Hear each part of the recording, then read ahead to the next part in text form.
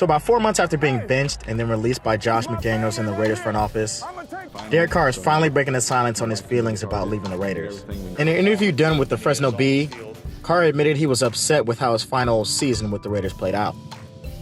You spend 9 years in a place, you have all the records, and you can play at a high level, and for something to get in the way, whether it was whatever reason, money-related or whatever, injury-related, I would have said, I don't even want the money. I just want to play 2 more times in front of our fans. I didn't get that opportunity. So definitely lit a fire inside me to keep going.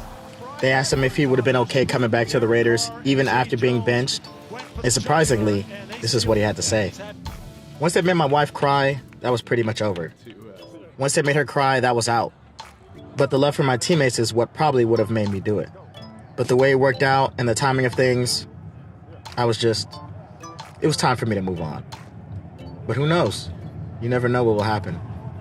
Now, I already wasn't the biggest fan of Josh McDaniels, but after reading this, I literally don't think it's possible for me to hate this guy even more.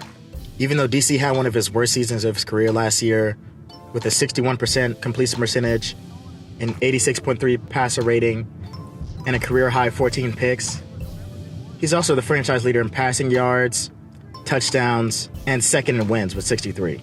Not to mention all the drama he's dealt with over the years, from the carousel of coaches, questionable player decisions, even to the John Gruden, Antonio Brown, and Henry Ruggs drama. It's amazing that he was able to take the team to the playoffs at least once. And I know almost every Raider fan out there is still reminiscing on what could have been in that 2016 season if he never gets injured. While I know a ton of Raider fans who were happy to see DC go, in my opinion, Derek Carr not retiring as a Raider is a travesty. Not just for his commitment to the organization, but for his leadership, hard work, and love for the fans, both here in Oakland and over in Vegas.